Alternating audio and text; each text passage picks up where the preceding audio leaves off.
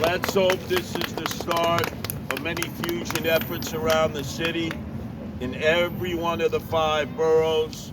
The next place we do fusion is across in Astoria, connected by the bridge.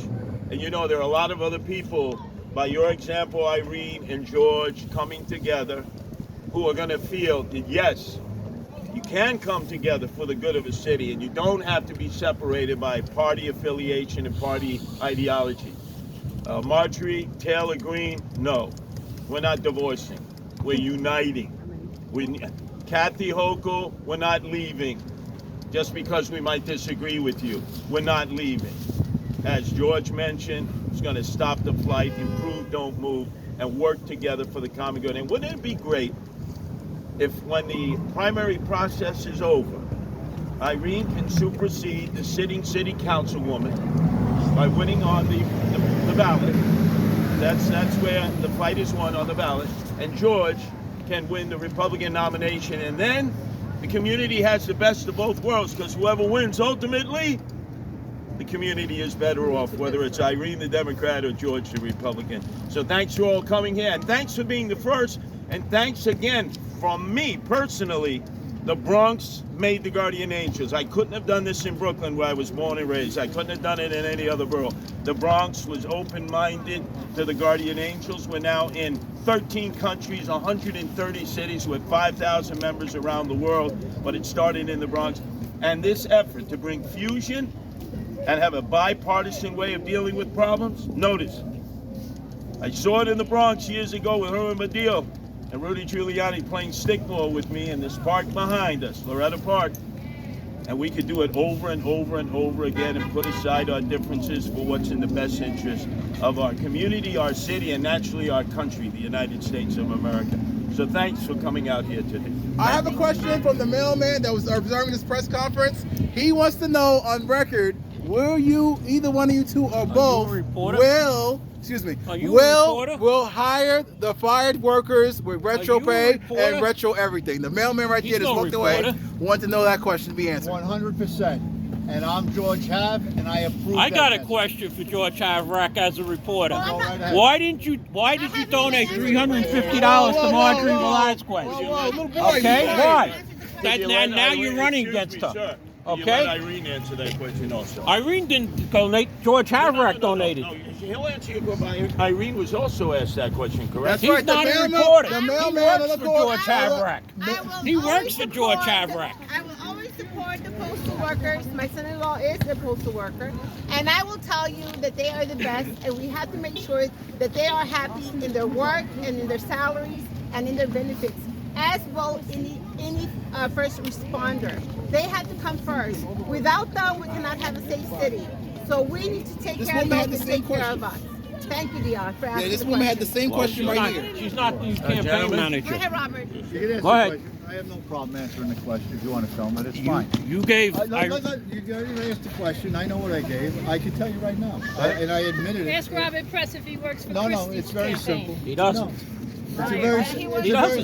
It's a very simple thing. If you look at my history and you want to look at everything, I've been very philanthropic over the years, and that is true. I donated a total of $350 to Marjorie Velasquez's campaign after Mark, Joe, and I dropped out of the contest.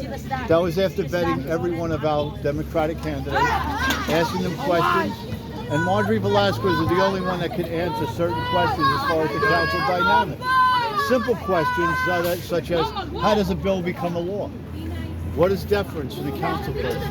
What about zoning issues? She was the only one that could answer that.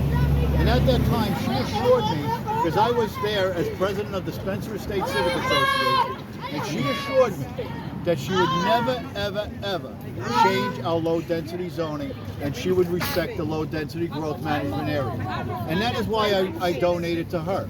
Now also, if you want to look at public records, I have also donated to Alex Meacham, her opponent. I have also donated to Tiz Nastasio, a Republican. I have also donated to Mark Jonah, a Democrat.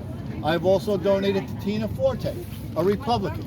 And if you look further, I have donated more. And if you want to go even further into my philanthropic ways, recently I actually helped fund a school in Harlem that needed seats for a reading room. A scanner broke in this room too, not too long ago. As soon as they heard that, they didn't have to say anything. I called up and I said to them, where do you need it delivered? And you know what they told me? An address. And you know what happened? They got the scanner.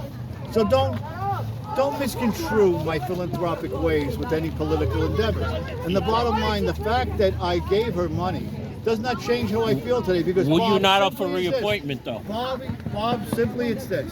As soon as she changed her tune and I caught her, I changed my tune. I led rallies at the Ice House against her. I led the rally in front of her office.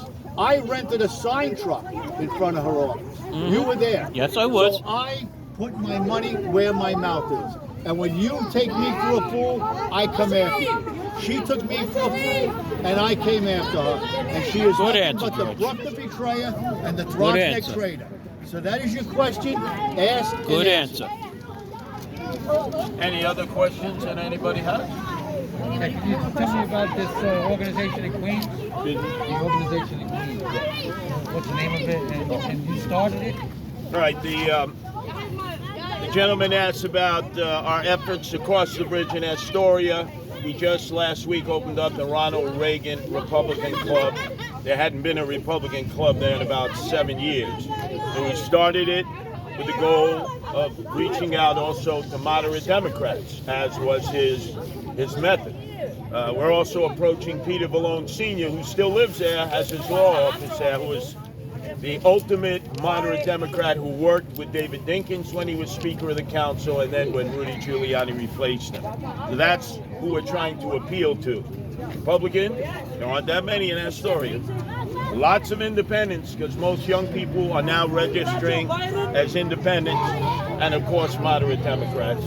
And the candidate, both candidates said we're endorsing, one Republican, one moderate Democrat.